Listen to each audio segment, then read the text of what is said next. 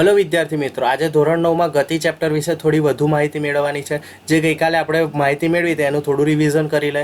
પ્રવેગ કોને કહે? તો પદાર્થના સમય સાથે વેગમાં થતા ફેરફારને, એટલે કે કોઈ ચોક્કસ સમયગાળા અથવા તો કોઈ સમયગાળાની અંદર પદાર્થના વેગમાં વધારો થવો અથવા તો ઘટાડો થવો, એટલે કે વેગમાં થતા ફેરફારને આપણે પ્રવેગ કહીએ છીએ। હવે આ જે પ્રવેગ જે છે એ પ્રવેગ ભૌતિક રાશિ, સદિશ ભૌતિક રાશિ છે, ખાસ યાદ રાખજો। પ્રવેગ એ સદિશ ભૌતિક રાશિ છે। એનું આપણે ગઈકાલ સૂત્ર જોયું હતું, v માઇનસ યુ ભાગ્યા ટી, જેમાં v એટલે અંતિમ વેગ, u એટલે પ્રારંભિક વેગ અને t એટલે સમયગાળો। તો પ્રવેગ એ બરાબર v ઓછા યુ ભાગ્યા ટી એવું આપણે સૂત્ર જોઈ ગયા હતા। હવે ગઈકાલે આપણે બીજું બે પણ જોયું હતું કે પ્રવેગી ગતિ અને પ્રતિપ્રવેગી ગતિ। તો પ્રવેગી ગતિ કોને કહે? તો વેગમાં સમય સાથે જો સતત વધારો થતો હોય તો તેને પ્રવેગી ગતિ કહેવાય છે। અને જ્યાં આગળ પ્રવેગનું મૂલ્ય ધન મળે તેને પણ આપણે પ્રવેગી ગતિ તરીકે ઓળખી શકીએ છીએ। જો ગાણિતિક સ્વરૂપે લઈએ તો પ્રવેગનું મૂલ્ય ધન મળે અને પ્રવેગી ગતિ કહેવાય, અને જો વ્યાખ્યા સ્વરૂપે લઈએ તો પ્રારંભિક વેગ કરતાં અંતિમ વેગનું મૂલ્ય વધુ હોય તો તે પદાર્થ પ્રવેગી ગતિ કરે છે તેમ કહેવાય છે। ફોર એક્ઝામ્પલ તરીકે કહું તો તમે જ્યારે ગતિની શરૂઆત કરો ત્યારે, એટલે કે ગતિની શરૂઆત કરો એ પહેલાં આપણી ધારો કે એમ વિચારે કે પદાર્થ સ્થિર અવસ્થામાં છે, ગતિની શરૂઆત કરે એટલે ધીમે ધીમે ગતિમાં વધારો થાય। તો જો સમય સાથે પદાર્થની ગતિમાં વધારો થયો એટલે કે વેગમાં વધારો થયો, અને આ જે વેગમાં થતો વધારો છે એને આપણે કહીએ છીએ પ્રવેગી ગતિ। યાદ રહેશે ને મિત્રો? ત્યાર પછી આ છે વેગમાં થતો ઘટાડો, એને પ્રતિપ્રવેગ કહેવાય છે। પ્રારંભિક વેગ કરતાં અંતિમ વેગનું મૂલ્ય કેવું હોય? ઓછું હોય। પ્રારંભિક વેગ કરતાં અંતિમ વેગનું મૂલ્ય ઓછું હોય તો એને પ્રતિપ્રવેગી ગતિ કરે છે એમ કહેવાય। ફોર એક્ઝામ્પલ તરીકે બંને ઉદાહરણ એક જ આપણે ઉદાહરણથી સમજી શકીએ। જેમ કે તમે તમારા ઘરેથી હાઈવે ઉપર જાઓ છો, એટલે તમારા ઘરેથી હાઈવે ઉપર જવા માટે જો સુરેખ રસ્તો છે તો તમારા ઘરે પહેલું વ્હીકલ સ્થિર અવસ્થામાં છે, હાઈવે જવા માટેનો રસ્તો સુરેખ છે, એટલે ધીમે ધીમે તમે 0 પરથી વેગમાં શું થશે? વધારો। એટલે કે તમે પહેલાં કઈ ગતિ કરો છો? પ્રવેગી ગતિ કરો છો। પણ આપણે ખબર છે કે હાઈવે ઉપર એન્ટર થાય ત્યાં આગળ પહેલું શું આવે? ટોલ નાકું આવે। હવે ટોલ નાકું આવે તો સ્પીડમાં આપણે નીકળી જવાય નહીં, એટલા માટે આપણે ધીમે ધીમે શું કરવું પડે? વ્હીકલને બ્રેક મારવી પડે, એટલે ધીમે ધીમે વેગમાં શું થાય છે? ઘટાડો થાય છે। આમ વેગ મહત્તમ થાય છે એ પહેલાંની ગતિ પ્રવેગી ગતિ, અને વેગ જ્યારે મહત્તમ થયા બાદ જે ટોલ ટેક્સનું નાકું આવે છે ત્યાં આગળ જે અંતિમ વેગ હોય છે તે શૂન્ય થઈ જાય, એ ગતિને આપણે પ્રતિપ્રવેગી ગતિ કહે છે। એમ વેગમાં થતા વધારાને પ્રવેગી ગતિ અને વેગમાં થતા ઘટાડાને પ્રતિપ્રવેગી ગતિ તરીકે ઓળખવામાં આવે છે। હવે આ પ્રવેગી ગતિ અને પ્રતિપ્રવેગી ગતિની અંદર પણ બીજા બે પ્રકારની આવે છે। એક આવે છે નિયમિત પ્રવેગી ગતિ અને બીજી આવે છે નિયમિત પ્રતિપ્રવેગી ગતિ, અને બીજી આવશે અનિયમિત પ્રવેગી ગતિ અને અનિયમિત પ્રતિપ્રવેગી ગતિ। જેમાં આપણે પહેલી વ્યાખ્યાઓ જોવાની છે નિયમિત પ્રવેગી ગતિની। તો નિયમિત પ્રવેગી ગતિ કોને કહેવાય? તો સુરેખ પથ પર, એટલે કે આપણી ગુજરાતી ભાષામાં કહે તો સીધા રસ્તા ઉપર પદાર્થના વેગમાં એક સરખા સમયગાળામાં એક સરખો વધારો થાય। ઉદાહરણ આપીને કહું, હવે ઉદાહરણ ખાસ યાદ રાખજો।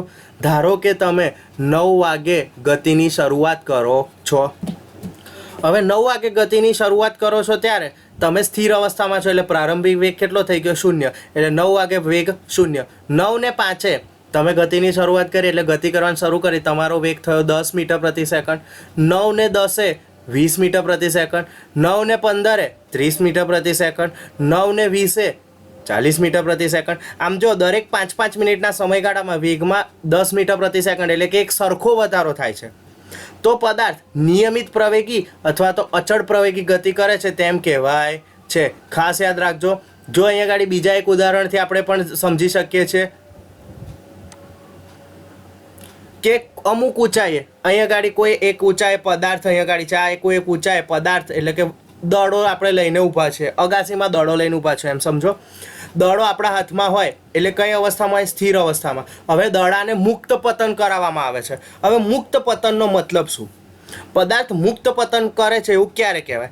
તો જ્યારે પદાર્થ ઉપર બળ લગાડ્યા સિવાય અમુક ઊંચાઈથી છોડી દેવામાં આવે ત્યારે પદાર્થ મુક્ત પતન કરે છે એમ કહેવાય। એટલે અહીંયા ગાડી દડાને અગાસીમાંથી આપણે શું કરે છે? છોડી દે છે।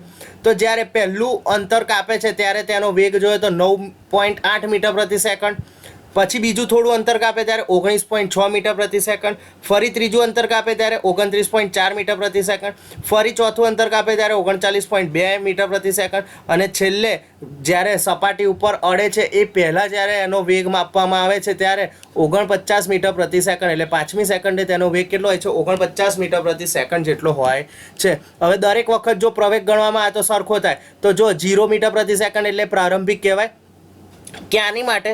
તો પહેલો જે આપણે માળ આવે છે અહીંયા ગાડી, ધારો કે આને H1 ઊંચાઈ, H2, H3, H4 અને H5 ઊંચાઈ કહીએ, તો જ્યારે H1 ઊંચાઈ પદાર્થ પહોંચે છે ત્યારે પ્રારંભિક વેગ કેવો કહેવાય? 0. અંતિમ વેગ કેટલો કહેવાય? 9.8. અને એ બંને વચ્ચે સમયગાળો કેટલો લીધો? 1 સેકન્ડ. તો આપણા સૂત્રમાં કિંમત મૂકો, A બરાબર V ઓછા U ભાગ્યા T. તો V ની કિંમત કેટલી? 9.8.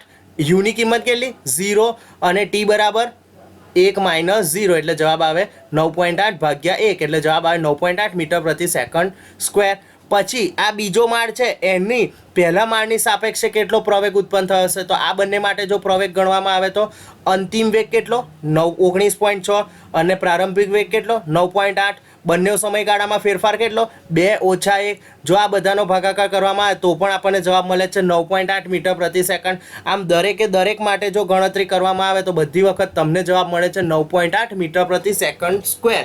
એટલે આપણે કહી શકીએ કે અગાસીમાંથી મુક્ત પતન કરેલો જે દડો છે એ નિયમિત પ્રવેગી ગતિ કરે છે તેમ કહેવાય છે.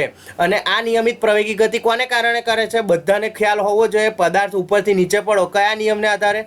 વેરી ગુડ, ગુરુત્વાકર્ષણ બળના નિયમને આધારે પદાર્થ નીચે આવે છે.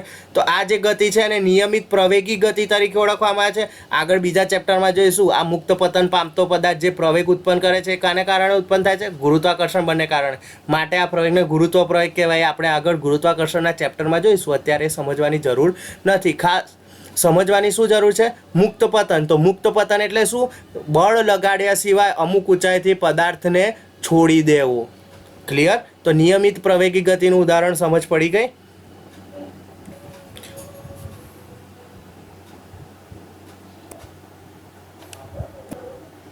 ત્યાર પછી આ છે અનિયમિત પ્રવેગી ગતિ. તો અનિયમિત પ્રવેગી ગતિ કોને કહેવાય? તો સુરેખ પથ પર ગતિ કરતો પદાર્થ એક સરખા સમયગાળામાં એક સરખો ઘટાડો થાય. તો અનિયમિત પ્રતિપ્રવેગીનું ઉદાહરણ પણ આપણે જોઈ લઈએ. તો અનિયમિત પ્રતિપ્રવેગીનું ઉદાહરણ જોઈએ તો આપણે જેમ પદાર્થને અગાસીમાંથી મુક્ત પતન કરતા હતા ને એનાથી વિરુદ્ધ કાર્ય કરવાનું, કે નીચે ઊભા રહીને દડાને ઉપરની તરફ નાખવું. હવે નીચે ઊભા રહીને દડાને ઉપરની તરફ નાખીએ ત્યારે આપણા હાથમાંથી દડો છૂટે છે ત્યારે થોડા સમય પછી જો તો તેનો વેગ મહત્તમ હોય છે, કારણ કે બળ ત્યારે સૌથી વધારે લાગેલું હોય છે. પરંતુ જેમ જેમ ઉપર જાય છે તેમ તેમ તેના વેગમાં શું થાય છે? ઘટાડો થાય છે. અને એક સમય એવો આવશે કે જ્યાં ગાડી દડો સ્થિર થઈ જશે. હવે આ જે ઘટાડો છે એ એક સરખો થશે. કારણ શું? પદાર્થ ગુરુત્વાકર્ષણની વિરુદ્ધ દિશામાં કાર્ય કરે છે, અને ગુરુત્વાકર્ષણ બળની વિરુદ્ધ દિશામાં કાર્ય કરે તો તેના પર કેટલું બળ લાગે? ગુરુત્વાકર્ષણ બળ જેટલું. એટલે એના વેગમાં કેવો ઘટાડો થાય? ગુરુત્વ પ્રવેગ જેટલો જ ઘટાડો થાય છે. એટલે અહીંયા ગાડી આપણને પ્રવેગનું મૂલ્ય કેવું મળશે? ઋણ મળશે. એટલે આપણે કહી શકીએ કે પદાર્થ નિયમિત પ્રતિપ્રવેગી ગતિ કરે છે તેમ કહેવાય છે. એટલે કે નિયમિત પ્રવેગી અને નિયમિત પ્રતિપ્રવેગી ગતિના આપણે ઉદાહરણો જોઈ લીધા. ત્યાર પછી આપણે જોવાનો છે એક દાખલો જોઈએ પહેલાં આપણે જોઈએ અનિયમિત પ્રવેગી ગતિ. તો અનિયમિત પ્રવેગી ગતિ કોને કહેવાય? તો એક સરખા સમયગાળામાં વેગ એક સરખો બદલાય નહીં, તેને અનિયમિત પ્રવેગી ગતિ તરીકે ઓળખવામાં આવે છે. ઉદાહરણ તરીકે જોઈએ તો તમે તમારા ઘરેથી બાઇક લઈને નીકળ્યા અને ટ્રાફિકમાં તમે બાઇક ચલાવતા હોય તો શું તમારો વેગ દરેક વખત એક સરખો હોય છે, બદલાય છે? ના, દરેક વખત વેગમાં ફેરફાર કેવો થાય છે? અલગ અલગ રીતે થાય છે. માટે પદાર્થ કેવી ગતિ કરે છે? અનિયમિત પ્રવેગી ગતિ કરે તેમ કહેવાય છે. હવે રોજિંદા જીવનની અંદર આપણે પ્રવેગના ઘણા બધા ઉદાહરણો જોયા છે, જેની અંદર પહેલું છે પ્રવેગ ગતિની દિશામાં હોય છે. હવે પ્રવેગ ગતિની દિશામાં હોય એનું આપણે ઉદાહરણ જોઈએ કે સુરેખ રસ્તા પર ગતિ કરતા વાહનની ઝડપ વધતી હોય તો તે પ્રવેગ ગતિની દિશામાં છે એમ કહેવાય. ફોર એક્ઝામ્પલ તરીકે તમે સુરેખ રસ્તા ઉપર બાઇક લઈને જતા હો અને ધીમે ધીમે વેગમાં વધારો કરો તો પ્રવેગ કઈ દિશામાં કહેવાય? ગતિની દિશામાં છે એમ કે. પ્રવેગ ગતિની વિરુદ્ધ દિશામાં છે એવું દિશામાં હોય. હવે પ્રવેગ કેવો હોય? ગતિની વિરુદ્ધ દિશામાં હોય. પ્રવેગ ક્યારે ગતિની વિરુદ્ધ દિશામાં હોય? જ્યારે બાઇક 100ની સ્પીડે પહોંચી ગયું છે અને સામે એકદમ અવરોધ જોયો, કોઈક ટ્રક આડી પડેલી અથવા તો ખાડો જોયો અથવા તો કોઈ જાનવર વચ્ચે આવી ગયેલું, તો તમે ધીમે ધીમે શું કરો છો? બ્રેક મારો છો. બ્રેક મારો એટલે વેગમાં શું થાય છે? ઘટાડો. એટલે પ્રવેગ કેવો કહેવાય? ગતિની વિરુદ્ધ દિશામાં છે. ત્યાર પછી છે પ્રવેગ અચળ હોય. હવે પ્રવેગ ક્યારે અચળ હોય? તો કે અમુક ઊંચાઈથી મુક્ત કરતો પતન. આપણે ઉદાહરણ જોયું નિયમિત પ્રવેગી ગતિનું, કે કોઈ ઊંચાઈથી દડાને આપણે મુક્ત રીતે છોડી દઈએ છીએ. એટલે કે પ્રવેગ અચળ ક્યારે હોય? જ્યારે પદાર્થ પર બળ લગાડ્યા સિવાય અમુક ઊંચાઈથી છોડી દે તો આ દડો ગુરુત્વાકર્ષણ બળની અસર હેઠળ તે જમીન પર પડે છે અને તેનો પ્રવેગ કેટલો હોય છે? 9.8 મીટર પ્રતિ સેકન્ડ સ્ક્વેર જેટલો. દરેક સમયગાળામાં તેનો પ્રવેગ કેવો હોય છે? એક સરખો હોય છે, માટે એને કેવો કહેવાય છે? પ્રવેગ અચળ હોય. અને ત્રીજું છે પ્રવેગ અસમાન હોય. તો ટ્રાફિકવાળા રસ્તા ઉપર જો તમે વ્હીકલ ચલાવો તો તમારો પ્રવેગ કેવો હોય છે? અસમાન હોય છે. ખાસ યાદ રાખજો, આ ચારે ચારના ઉદાહરણ એક્ઝામમાં પૂછી શકાય છે એક માર્ક્સની અંદર, એટલા માટે. ત્યાર પછી આપણે જોવાનું છે દાખલા નંબર 1. એક બસની ગતિ 5 સેકન્ડમાં 80 કિલોમીટર પ્રતિ કલાકથી ઘટીને 60 કિલોમીટર પ્રતિ કલાક થઈ જાય છે. બસનો પ્રવેગ શોધો. હવે અહીંયા આગળ ખાસ ધ્યાન રાખજો, પ્રારંભિક ઝડપ અથવા તો પ્રારંભિક વેગ કેટલો છે? 80 કિલોમીટર પ્રતિ કલાક. અને અંતિમ વેગ અથવા તો અંતિમ ઝડપ કેટલી છે? 60 મીટર પ્રતિ કલાક. પરંતુ સમય શેમાં આપ્યો છે? સેકન્ડમાં, એટલે કે એસઆઈ એકમમાં આપેલો છે. માટે કિલોમીટર પ્રતિ કલાકને આપણે મીટર પ્રતિ સેકન્ડમાં ફેરવવા પડશે. હવે 1 કિલોમીટરના કેટલા મીટર થાય? 1000. અને 1 કલાકની કેટલી સેકન્ડો થાય? તો 1 કલાકની 60 મિનિટ અને 1 મિનિટની 60 સેકન્ડ, એટલે 60 ગુણ્યા 60 એટલે કેટલી સેકન્ડ થાય? 3600 સેકન્ડ થાય. એટલે કે કિલોમીટર પ્રતિ કલાકને મીટર પ્રતિ સેકન્ડમાં ફેરવવા માટે 1000 વડે ગુણવા પડે અને 3600 વડે ભાગવા પડે. પણ જો તમારે 1000 વડે ગુણીને 3600 વડે ભાગવા ના હોય તો એની પણ એક શોર્ટકટ છે. 5 વડે ગુણવાના અને 18 વડે ભાગો તો પણ તમને જવાબ મળી જાય છે. બરોબર? તો અહીંયા ગાડી આપણે ઝડપને કિલોમીટર પ્રતિ કલાકમાંથી મીટર પ્રતિ સેકન્ડમાં ફેરવવાની છે.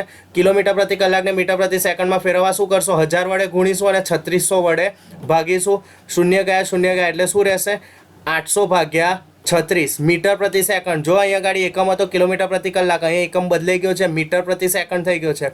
એવી રીતે અંતિમ ઝડપ તો 60 ગુણ્યા 1000 ભાગ્યા 3600 એટલે જવાબ આવશે 600 ભાગ્યા 36. એટલે સમય કેટલો થશે?